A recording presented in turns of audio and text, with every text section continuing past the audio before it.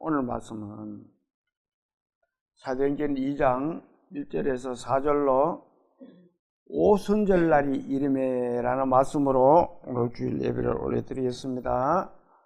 자, 사도행전 2장을 한번 찾아봅니다. 찾았으면은 1절에서 4절까지를 마음을 같이하여 봉독을 합니다. 시작. 오순절날이 이미 이름에 그들이 다 같이 한 곳에 모였더니 호련히 하늘로부터 급하고 강한 바람 같은 소리가 있어 그들이 앉은 온 집에 가득하며 마치 불의 혀처럼 갈라지는 것들이 그들에게 보여 각 사람 위에 하나씩 임하여 있더니 그들이 다 성령의 충만함을 받고 성령이 말하게 하심을 따라 다른 언어들로 말하기를 시작하니라. 아멘. 기도드리겠습니다. 천지 만물을 지으시고 인간의 생사 화복을 주관하신 하나님 아버지, 주님 부활하신 이 아침에 주님께 찬송으로 예배를 올려드릴 수 있고 또 주님의 말씀을 듣도록 허락하심을 감사드립니다. 저희들이 지금까지 살아온 것도 주님의 은혜였습니다. 저희들의 삶도 남은 삶도 주님의 은혜 속에서 살아갈 수 있도록 이끌어 주시고 도와주시옵소서. 예배를 시작하는 시간입니다. 마치는 시간까지 성령님께서 저희 마음밭을 잘 갈아주셔서 주님의 말씀을 깊이 새기고 깨달을 수 있도록 주님께서 이끌어 주실 것을 부탁드리며 우리를 구원하신 예수님 이름으로 감사하며 기도 올립니다. 아멘.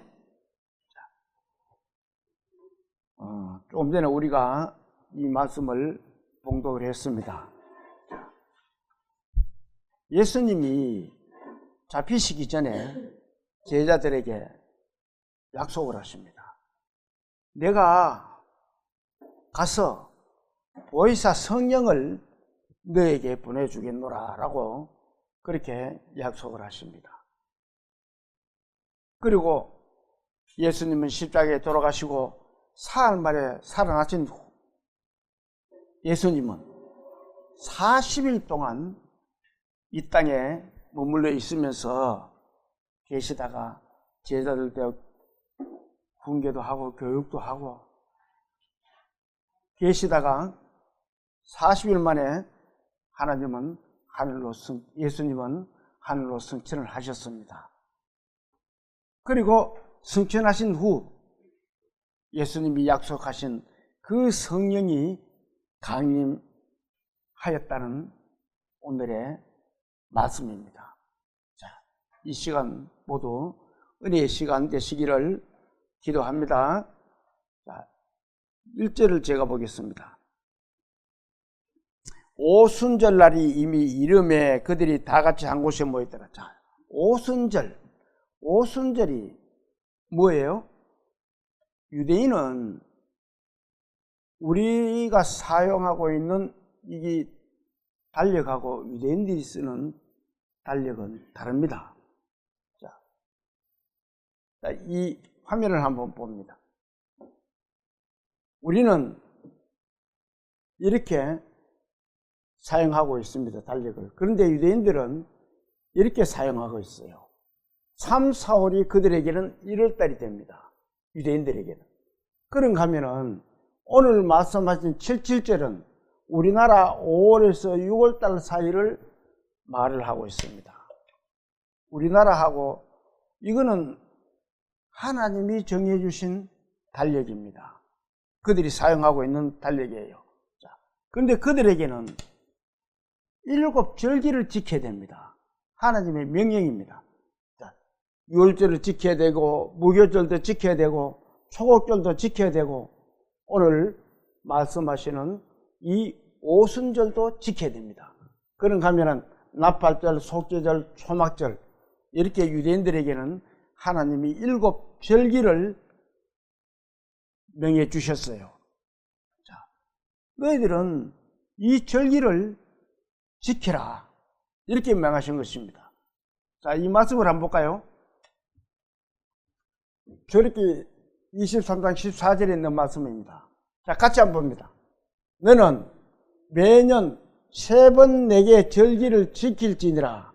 내 모든 남자는 매년 3번씩 주 여호와께 보일지라. 어느 곳에 있든지 그 하나님의 성막에 있는 곳에 이 유대인들은 1년에 남자들은 3번은 무조건 가야 됩니다. 하나님의 명령입니다. 자, 지키라, 보이라. 이 라자가 붙으면 뭐라 그랬어요? 명령을 하라 그랬잖아요. 하나님이 너희 남자들은 매년 3번씩 꼭 하나님 앞에 와서 보여라. 이렇게 하나님이 그들에게 명하셨습니다.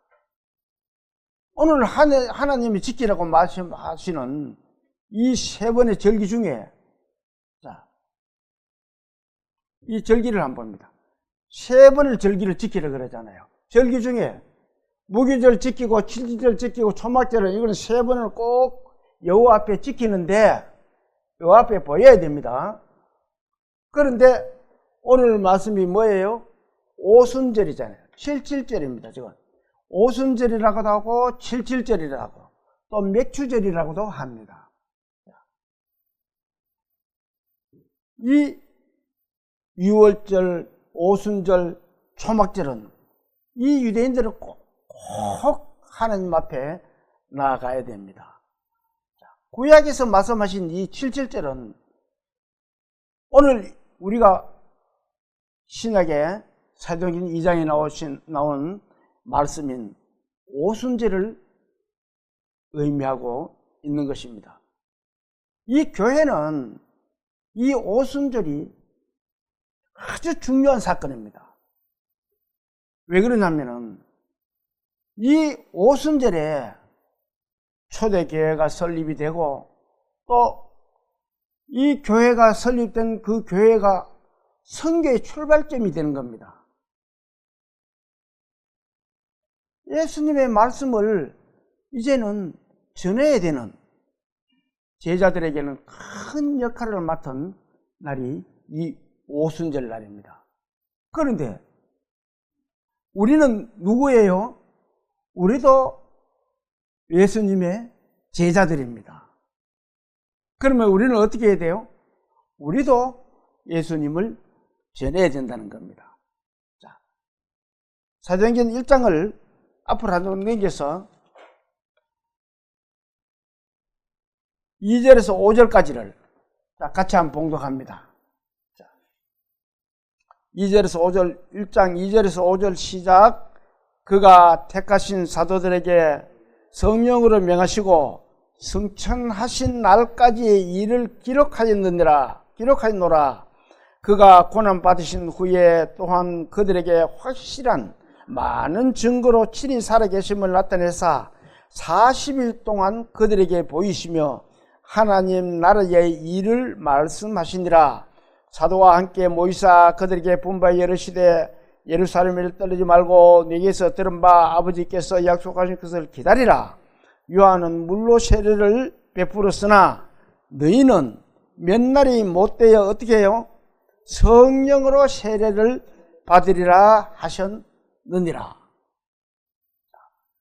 너희는 앞으로 몇 날이 지나면은 성령으로 세례를 받으리라. 그렇게 말씀하고 계십니다. 자, 그 성령으로 받는 날이 예수님이 땅에 얼마 이렇게 부활하셔가지고 얼마 있었다 그랬어요? 40일 동안 있었습니다.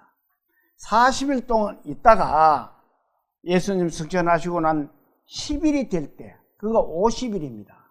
그때 성령의 세례를 받으리라. 이렇게 말씀하고 계세요. 8절을 한번 봅니다. 그렇게 성령을 받으면은 8절은 어떻게 하라고 말씀하시는지 시작.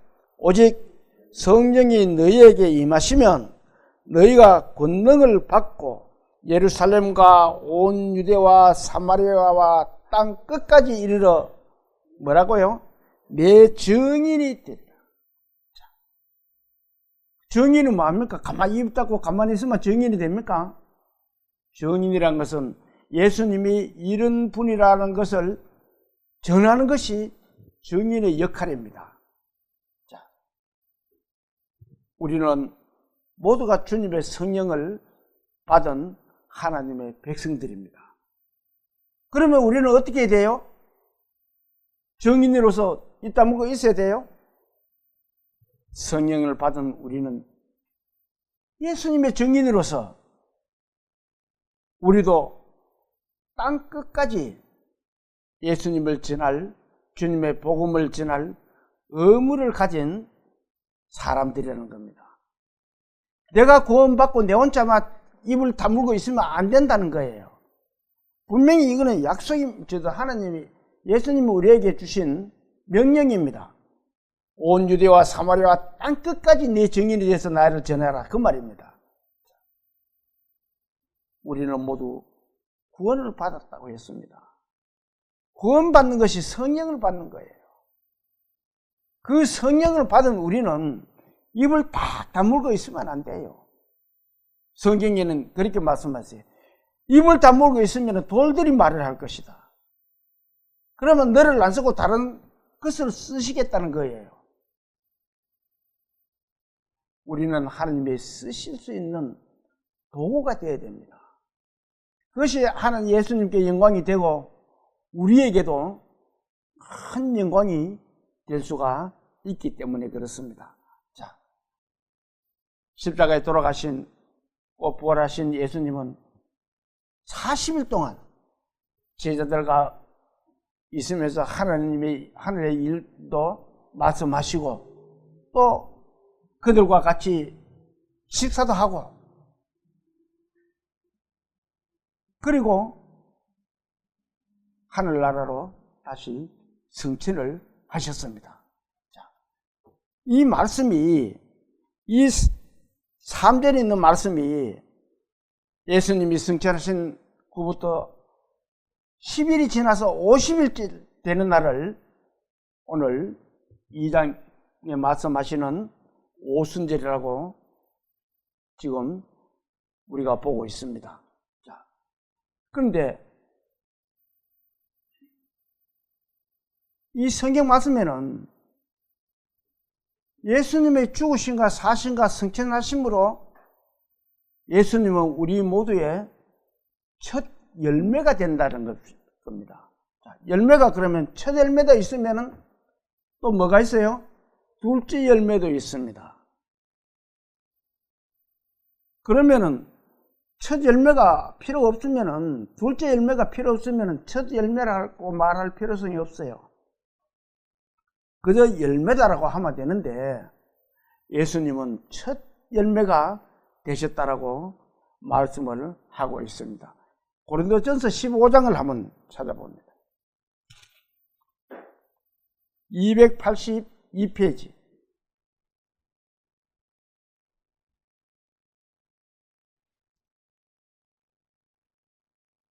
자, 282페이지에 15장 20절을 봅니다. 15장 20절. 자, 찾았으면 같이 봅니다. 시작. 그러나 이제 그리스도께서 죽은 자 가운데서 다시 살아나사 잠자는 자들의 어떻게 돼요? 첫 열매가 되셨다. 잠자는 자들의 첫 열매가 되셨다. 자, 잠자는 자. 그러면은 우리는 잠자는 것을 뭐라 그래요? 그냥 그저 자고 있다라고 합니다. 이 성경에서는 예수를 믿고 세상을 떠난 사람을, 죽은 사람을 잠자는 자로 표현을 하고 있습니다. 왜? 다시 부활을 해야 되니까. 그리고 예수를 믿고 잠자는 자들이 예수님의 부활을 통해 예수님 부활하시니까 첫 열매가 부활되니까 우리 둘째 열매도 같이 부활이 되고 살아난다는 것을 말씀하고 있는 것입니다. 자, 21절에서 22절까지를 한번 봅니다. 시작. 사망이 한 사람으로 말미암았으니 죽은 자의 부활도 한 사람으로 말미암는도다. 아담 안에서 모든 사람이 죽은 것 같이 그리스도 안에서 모든 사람이 어떻게 돼요? 삶을 얻으리라. 아담 한 사람 죽었는데 모든 사람이 죽었다 그럽니다. 이해가 됩니까? 아담이 죽었는데 왜 우리가 다 죽었어요? 그 말씀이 무슨 말씀이에요? 아담은 하나님의 말씀을 배척한 사람입니다. 너희가 이 모든 과일들은 다 먹되 이것은 먹지 마라. 그런데 그 아담은 하나님의 말씀을 거역하고 그 금단의 열매를 먹었던 겁니다. 그래서 우리가 아담의 자손이기 때문에 모두가 죽은 자와 같다. 죄인이라는 거예요. 그런데 예수 그리스도가 한 사람이 우리 모든 죄를 위해서 십자가에 돌아가셨기 때문에 우리가 모두 산 사람이 되었다는 거예요. 살은 사람이 되었다는 겁니다.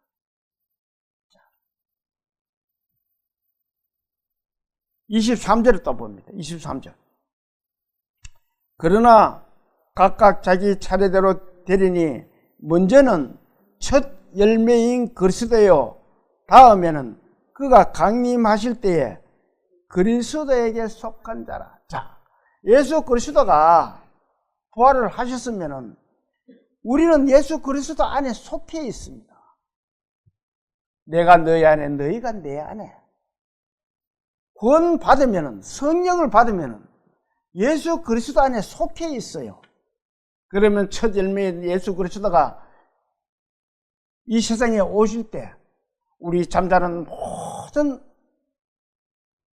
하나님의 백성들도 예수님과 같이 살아나신다는 거예요. 그 말씀을 지금 하고 있습니다. 얼마나 멋집니까? 우리는 이 세상에 살다 보면 참 어려운 점이 많아요. 괴로운 점도 있고 어려운 점도 있고 머리 아픈 점도 있고 또 그러다가 육신을 가졌으니까 여기 아프고 저기 아프고 안 아픈 데가 없고 나이 들면은 안 아픈 데가 없습니다. 나이 60대는 그래도 좀 나은데 70대 넘으면은 어떤 줄 알아요? 서면서 아이고 앉으면서 아이고. 그래서 나온 말이 중국 여행 가니까 한국 사람들이 할매 할아버지들이 모두 왔는데 일어서면서 의자에서 일어서면서 아이고 앉으면서 아이고 이러니까 아이고가 인사하는 모양이다. 그 가이드가 그렇게 생각한 거예요. 그래서 가이드가 차에서 내리면서 아이고 조심히 다녀오세요. 그 뜻인 줄 알아요. 나이가 들면은 모두가 아이고를 달고 삽니다. 앉아도 아이고 서도 아이고. 그렇지만 그 아이고도 그래서 죽으면은 예수님 부활하실 때 예수님과 같은 몸으로 우리도 같이 부활을 한다는 거예요. 그러면 얼마나 멋져요. 아프지도 안 하고 아픈 데도 없고 근심 걱정거리도 없고 하나님은 우리에게 그 희망을 주신 겁니다. 이 오순절을 주신 것은 그 희망을 주신 거예요.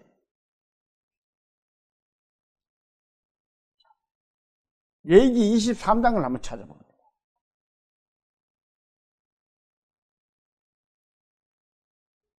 (182페이지입니다) 구약성경 182페이지.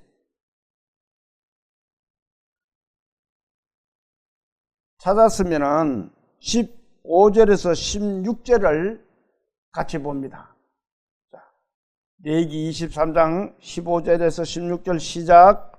안식일 이튿날 곧 너희가 요제로 곡식단을 가져온 날부터 세워서 7 안식일의 수요를 채우고 7 안식일 이튿날까지 합하여 50일을 계수하여 새 소제를 여호와께 드리되. 자, 그 앞에는 50일 앞에는 새 소재를 드린다고 말씀하잖아요. 그러면은 묵은 소재를 하나님 앞에 드릴 수밖에 없습니다. 그런데 안식일 이튿날부터는 무교절입니다. 그 무교절부터 7을 헤아리면은 7주를 헤아리면은 77이 49일이에요. 그러면은 49일 지나 이튿날까지 합하여 50이라고 말씀을 하고 있습니다. 그때는 새 소재를 드리라. 왜? 이 말씀이 참 중요한 의미를 담고 있습니다.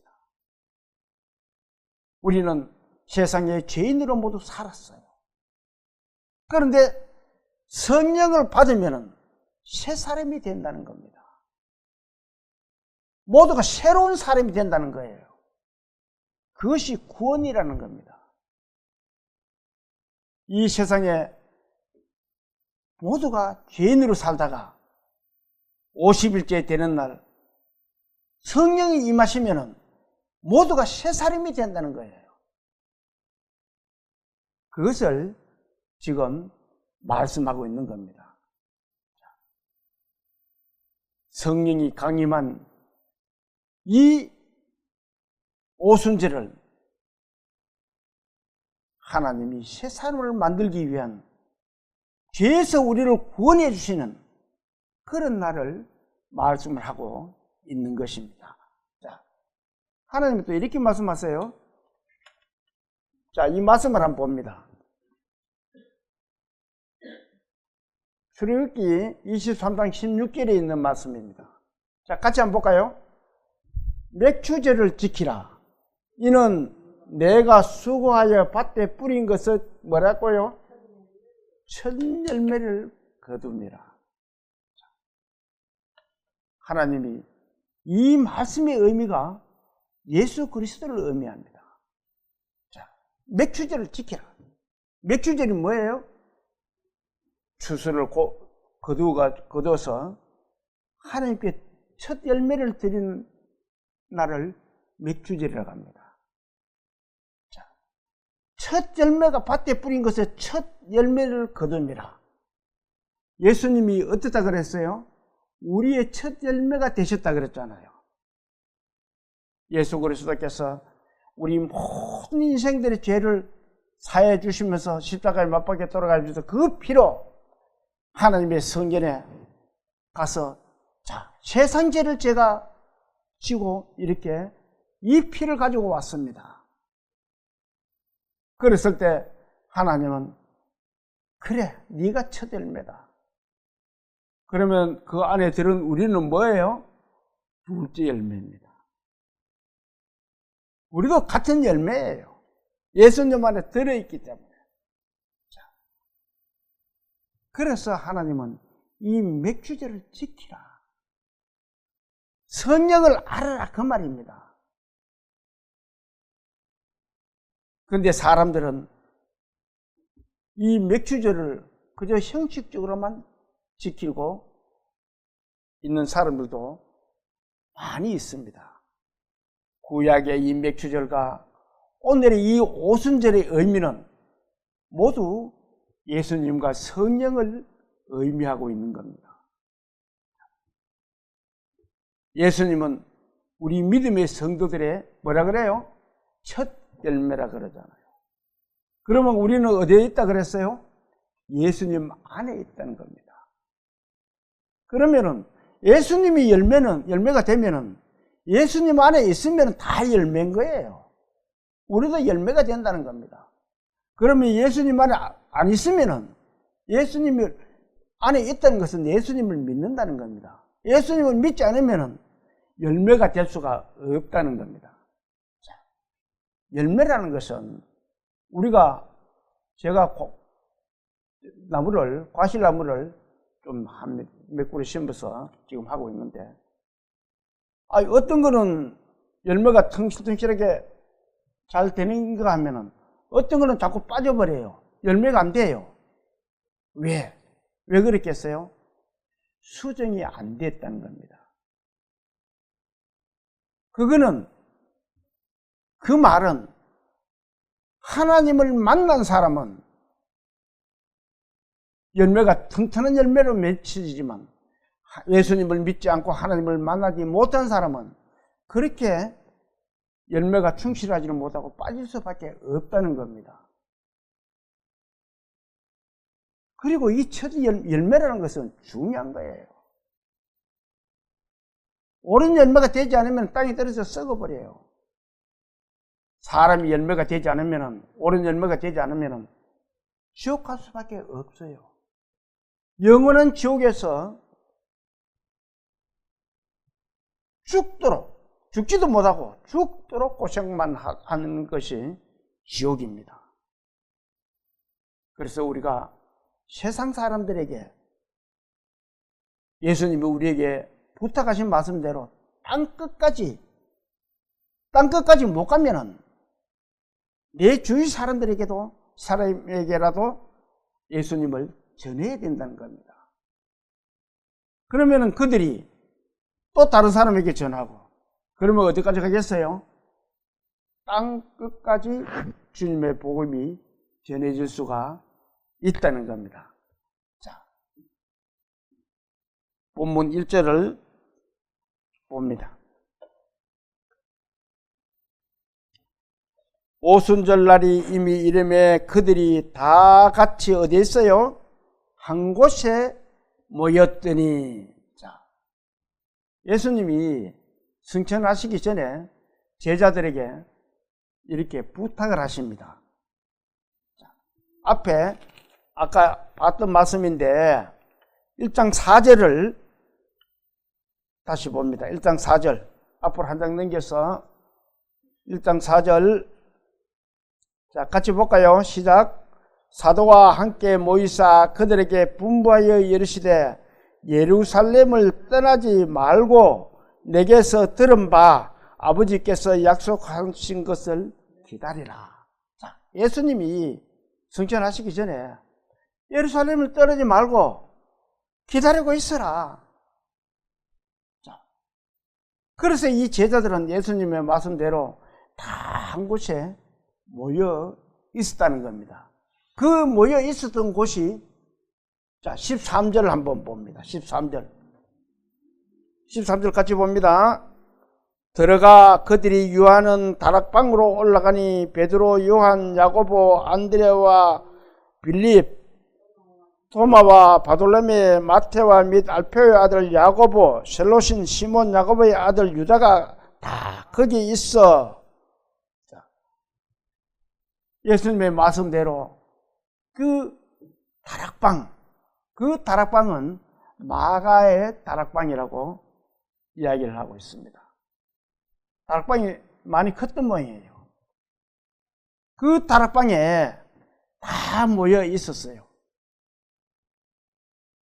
참 이 제자들이 모여는 있었지만 참 안담했을 거예요. 자기를 가르치듯 조금 맨날 리드하던 예수님은 떠나가시고 없고 무언가를 어떻게 될 줄도 모르는 거예요. 그래서 그들이 할 수 있는 것이 뭐예요?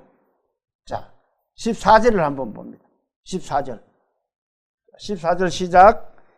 여자들과 예수의 어머니 마리아와 예수의 아우들과 더불어 마음을 같이하여 오로지 뭐 했어요? 기도에 힘쓰더라. 자, 예수님의 아우들은 예수를 믿지 않았어요. 그런데 어느 날 예수를 믿었던 것 같아요. 그래서 어머니와 예수님의 아우들도 같이 제자들과 같이 그 인원이 모인 인원이 몇 명이에요? 120명이 그 한자리에 모여서 기도를 했다는 겁니다. 자, 이 사람들이 자기가 어떻게 할 수 없을 때에는 우리는 뭘 해요? 하나님께 기도를 합니다. 하나님, 도저히 저는 어떤 방법 해결책을 못 찾겠습니다. 하나님이 해주십시오. 모인 그들은 오로지 기도에만 힘쓰고 있었다는 겁니다.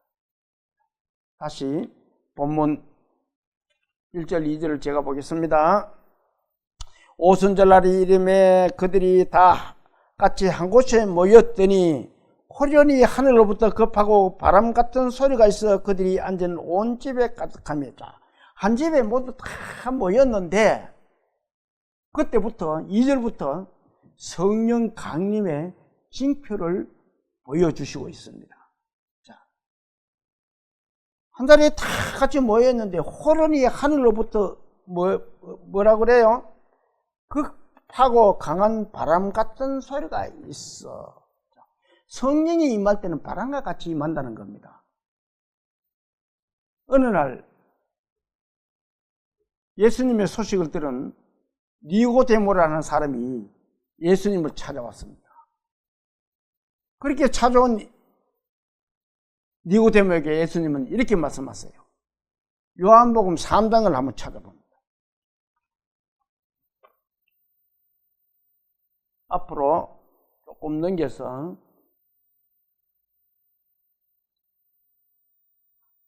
145페이지입니다. 찾았으면 5절에서 8절까지를 같이 봅니다. 찾았으면 5절에서 8절까지 시작. 예수께서 대답하시되 진실로 진실로 내게 이르노니 사람이 물과 성령으로 나지 아니하면 하나님의 나라에 들어갈 수 없느니라.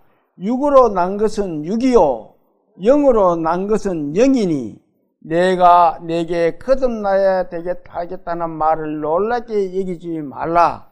바람이 임의로 불매 내가 그 소리는 들어도 어디서 와서 어디로 가는지 알지 못하니 성령으로 난 사람도 다 그러하니라. 성령으로 난 사람도 다 그러하다. 바람이라는 것은 사람을 눈으로 볼 수가 없고 실체가 없습니다. 바람은. 여러분들 바람 보셨어요? 바람 보신 분 있습니까? 바람 본다 그러면 그 사람 눈이 엄청 밝은 사람입니다. 사람은 바람은 볼 수가 없어요.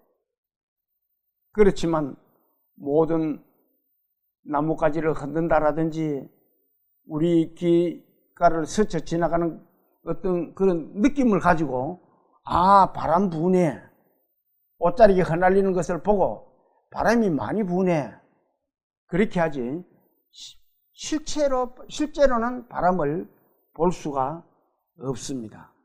자, 그런데 우리는 말하잖아요. 누가에게 묻습니다. 바람 있나 없나? 바람 있지. 바람 봤나? 그러면 뭐라 그래요? 봤다 그래요? 못 봤다 그래요? 바람은 볼 수가 없습니다. 성령의 임함도 이 바람과 같이 같다는 것을 지금 말씀을 하고 있는 겁니다.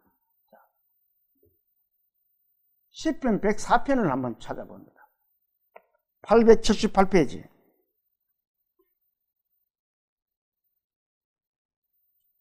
877페이지입니다.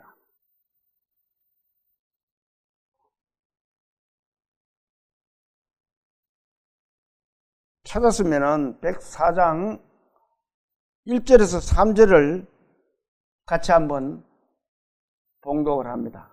자, 104장 1절부터 시작. 내 영혼아 여호와를 송축하라. 여호와 나의 하나님이여 주는 심히 위대하시며 존귀와 권위로 옷 입으셨나이다. 주께서 옷을 입은 같이 빛을 입으시며 하늘을 휘장같이 치시며 물에 자기 누각의 들보를 얹으시며 구름으로 자기 수레를 삼으시고 바람 날개로 다니시며. 자, 우리가 이 말씀을 보면 이해가 됩니까? 주께서 옷을 입은 같이 빛을 입으시며 하늘을 휘장같이 치시며 구름으로 자기 수레를 삼으시고 구름을 타고 다니신다는 겁니다.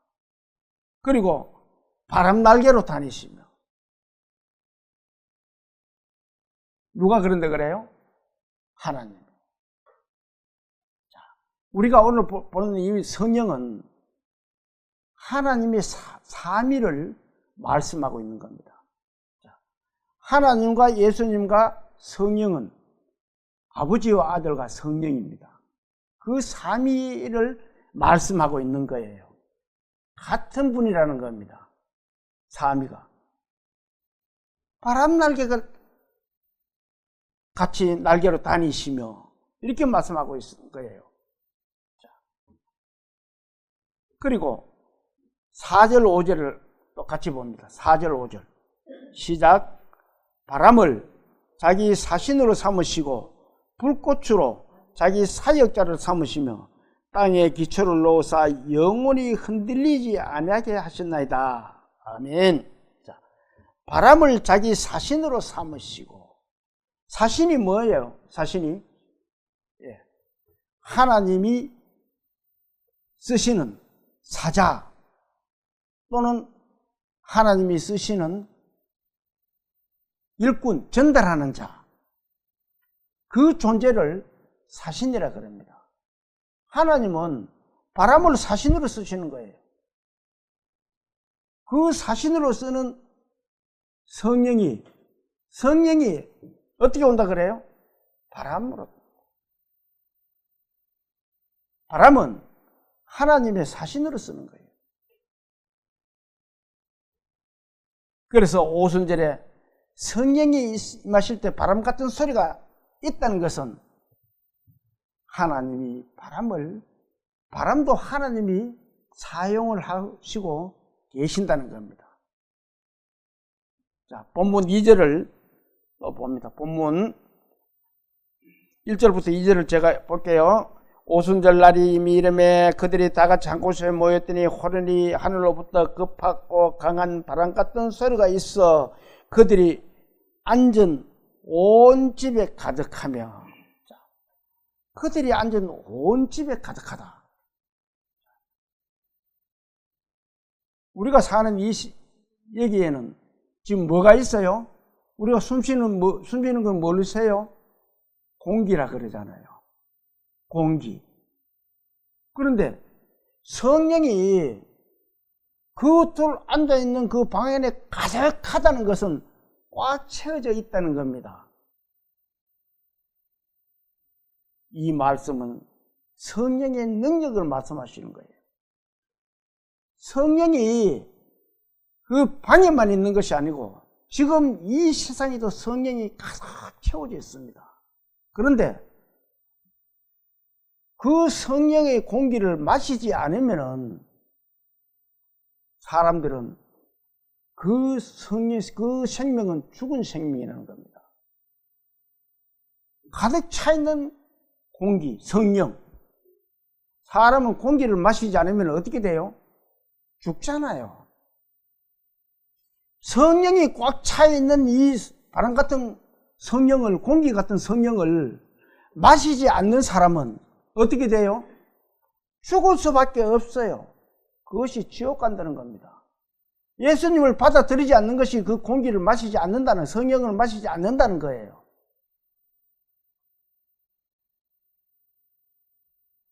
이렇게 가득한 성령이 하나님께 우리에게 부어주셨는데도 사람들은 그 성령을 마시지 않는다는 거예요. 그러면 하나님이 어떻게 하시겠어요? 내가 이렇게 꽉 채워 마시라 그런데도 안 마시면 어떻게 하겠어요? 그들은 어쩔 수 없이 지옥 갈 수밖에 없다는 겁니다. 하나님의 성령의 징표를 이렇게 우리에게 가르쳐주고 계십니다. 이 온 세상에 성령으로 가득 채워놨다. 그러면은 그 성령이 누구예요? 예수 그리스도시잖아요. 예수 그리스도를 믿으면은, 아무 데서나 듣고 믿으면은 그 예수 성령을 마시는 것과 같다는 겁니다. 하나님의 믿음에 대해서, 그렇게 성령의 믿음에 대해서 이렇게 하나님은 자세하게 우리에게 가르쳐 주고 있는 겁니다. 자, 3절을 또 한번 볼까요? 3절. 마치 불의 혀처럼 갈라지는 것들이 그들에게 각 사람이 하나씩 임하여 갔다는. 자, 이 성령이 불의 혀처럼. 자, 불이란 것은 어떤 거예요? 태울 수 있는 것은 모든 것을 태우는 것이 불입니다. 그런데 여기서 말하는 성령의 불은 받으면 다 타 죽으면 어떻게 해요? 그런데 불은 불인데도 타지 않는 불이 있어요. 출애굽기 3장을 한번 찾아보면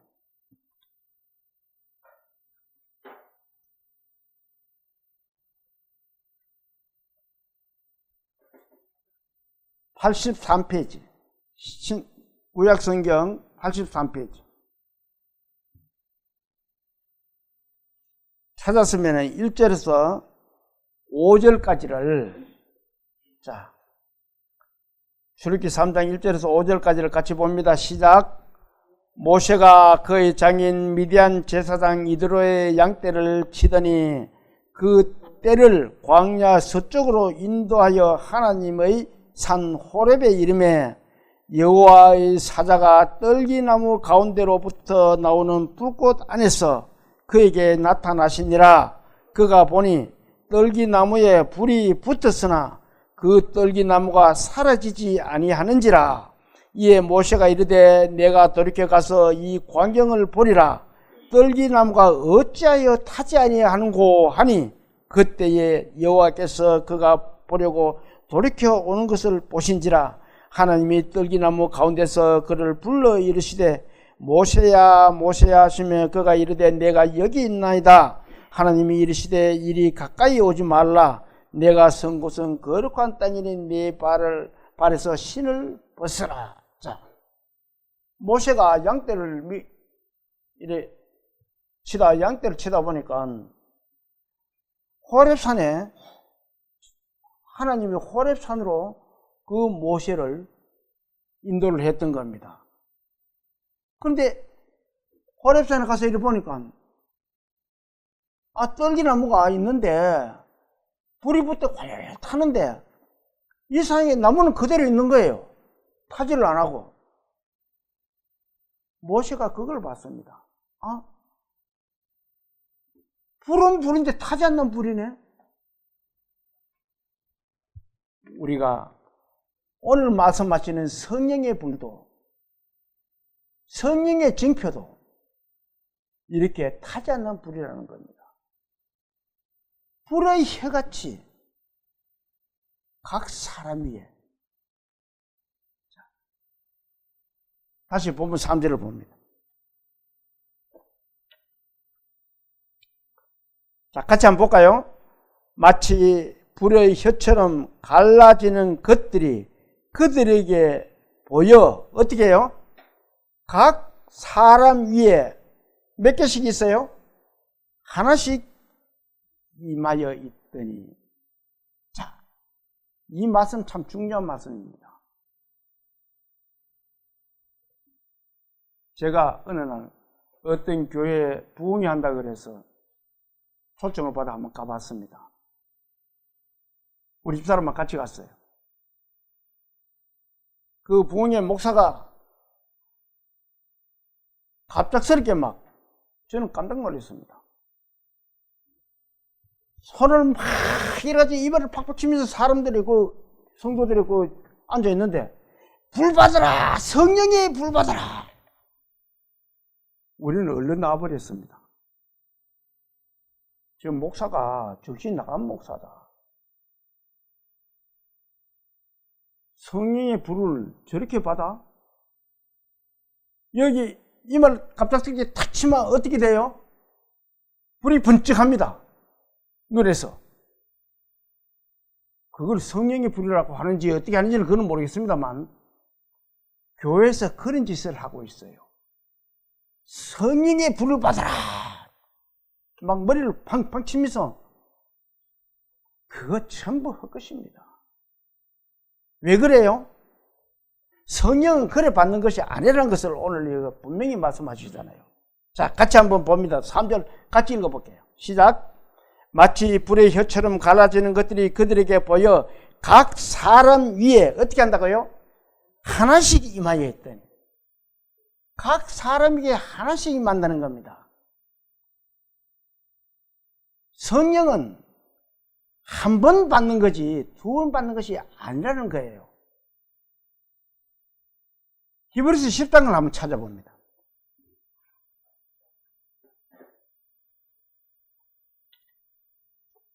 신약성경 362페이지.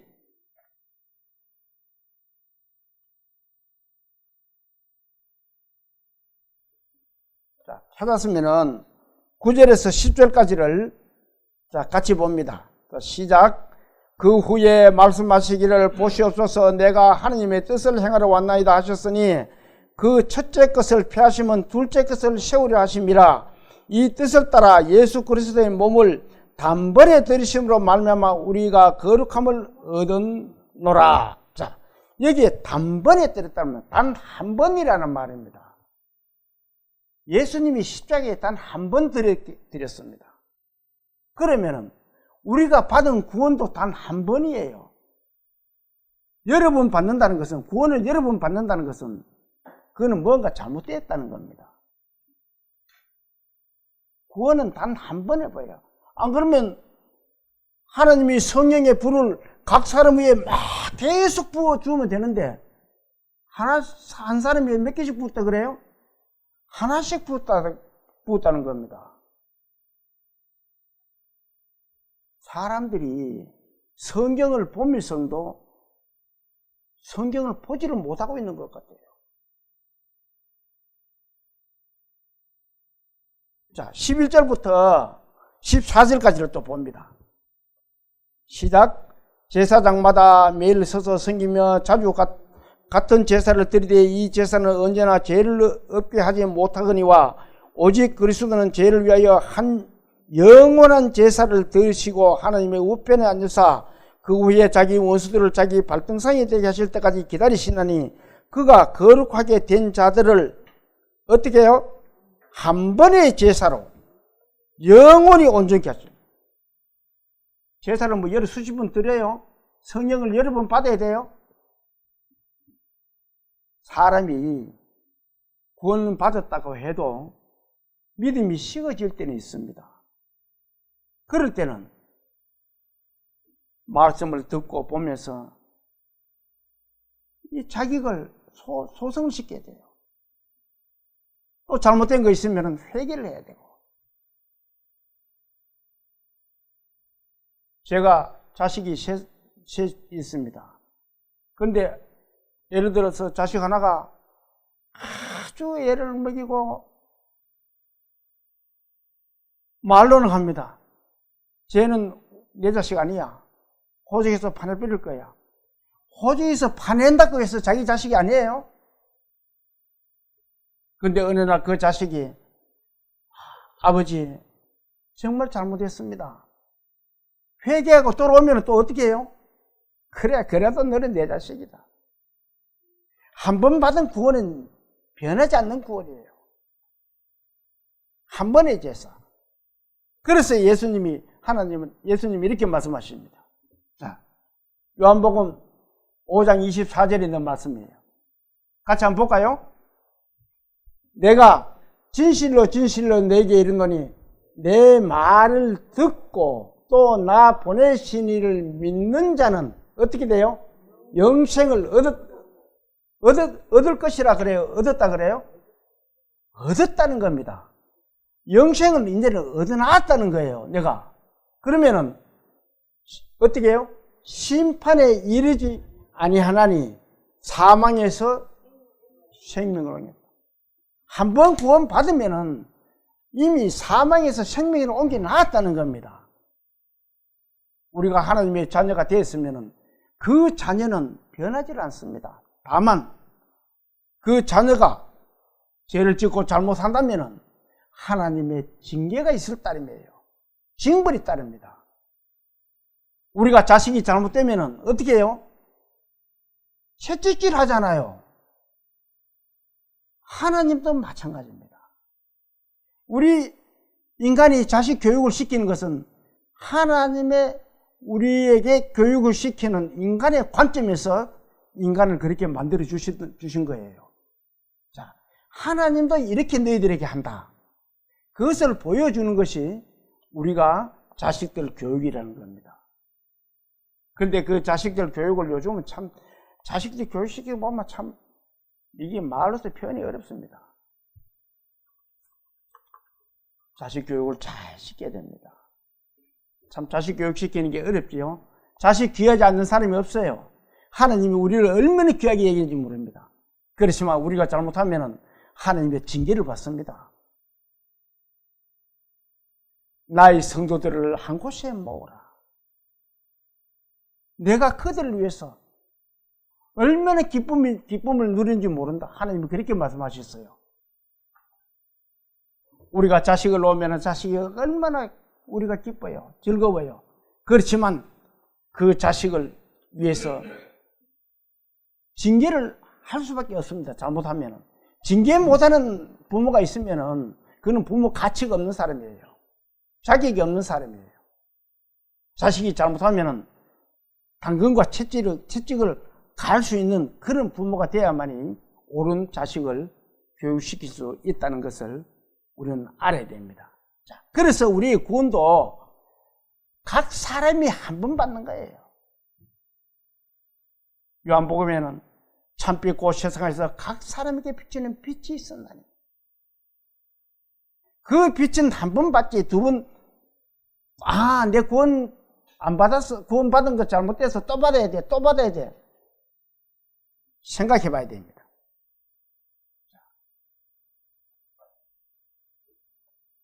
우리가 받은 이 구원이 얼마나 큰 것이면은 하나님이 이렇게 말씀하셨어요. 그래서 2장 3절에 있는 말씀입니다. 자, 같이 한번 볼까요? 우리가 이같이 큰 구원을 등한히 여기면 어찌 그 보험을 피하리요? 이 구원은 처음에 주로 말씀하신 바요 들은 자들이 우리에게 확증한 바입니다. 우리가 받은 구원은 이 예사로운 구원이 아니라는 거예요. 이 큰 구원을 등한히 여기면, 등한히 여긴다는 게 뭐예요? 소홀하게나 가볍게 생각해서는 안 된다는 겁니다. 한 번 우리에게 받은 구원은 그만큼 큰 구원이라는 거예요. 그 구원 받은 것이, 내 구원 받았네. 그렇게 소홀하게 생각할 거 아니라는 거예요. 성령이 우리에게 임하신 것은 그렇게 소홀하게 생각할 것이 아니라는 것을 말씀하고 있는 겁니다. 자, 본문 다시 봅니다. 본문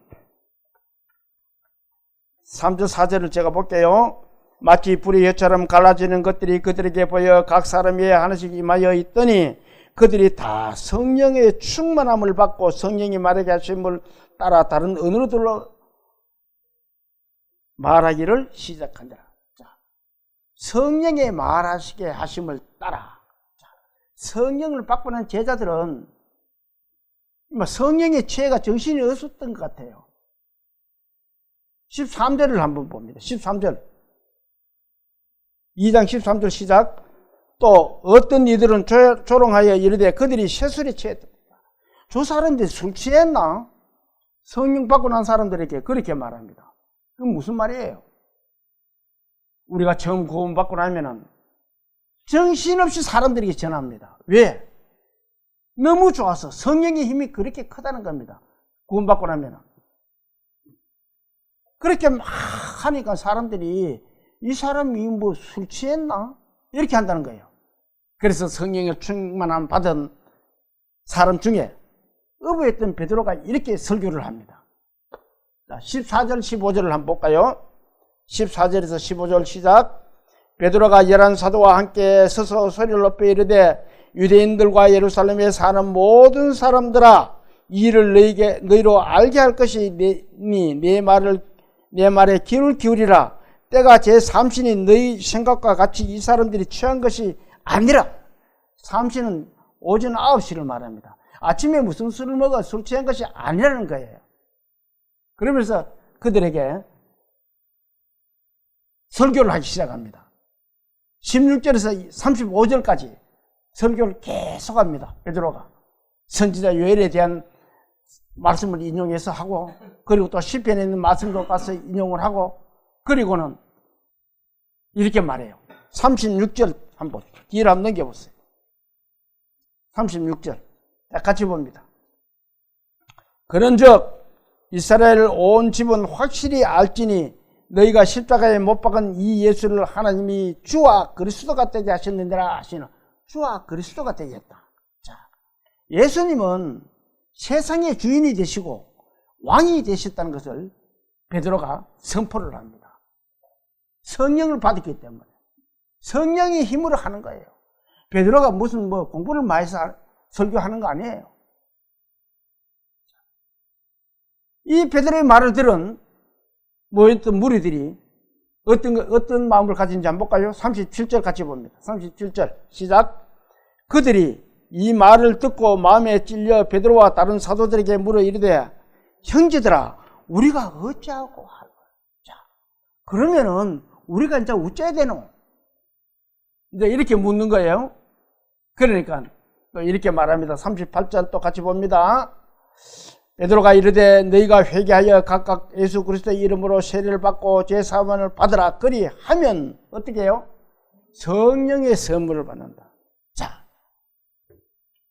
이 회개한다는 것은 뭐냐면 하나님 아버지 나는 죄인입니다. 우리는 죄인입니다. 예수 그리스도가 내 죄를 위해서 십자가에 못 박혀 돌아가셨거든요. 그것을 믿으면 어떻게 된다 그래요? 성령의 선물을 받는다 그러잖아요. 성령의 선물을 받는다. 그 성령의 선물을 받는 것이 뭐라 그래요? 구원입니다.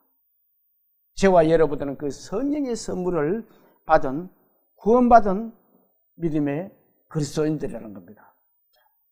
그렇게 베드로의 설교를 들은 많은 무리들이 어떻게 됐을까요? 41절 같이 봅니다. 41절 시작. 그 말을 받은 사람들은 세례를 받음에 이날의 신도의 수가 얼마라고요? 3,000이나 되더라. 이렇게 성령의 힘은 강했던 겁니다. 그 베드로의 설교를 들은 많은 무리들이 3,000이나 구원받고 예수를 믿었다는 거예요.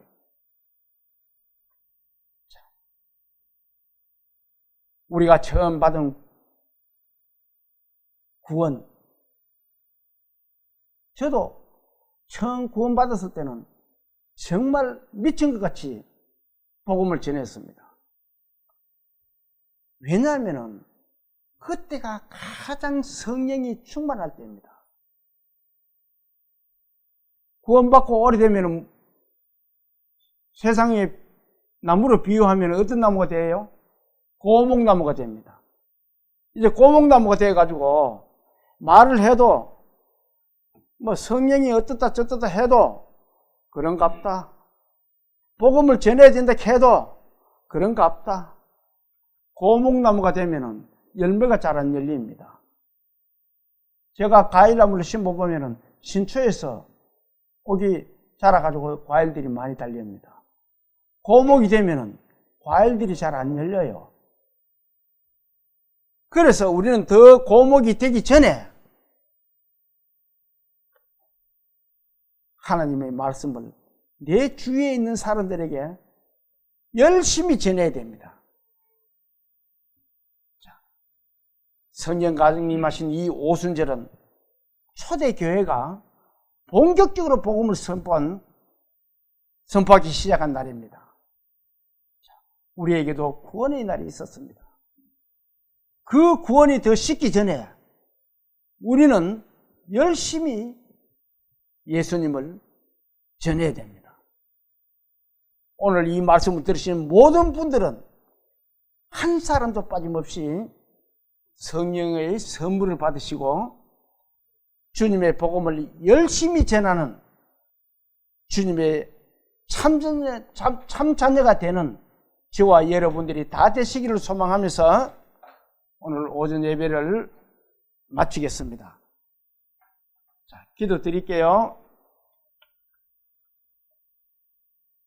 사랑이시고 능력 계시며 좋으신 하나님 아버지, 오늘 말씀하신 이 오순절의 성령의 말씀은 저희들 구원받은 모든 식구들이 경험한 사실입니다. 주님, 저희들은 이 말씀을 받고도 게을리하고 살아가고 있습니다. 주님께서 게으르고 나태해진 저희들 마음들을 잘 일구어 주셔서 주님의 말씀을 잘 전하고 힘있게 전하고 용기 내서 전할 수 있는 그런 우리 믿음의 식구들 다 될 수 있도록 도와주시옵소서.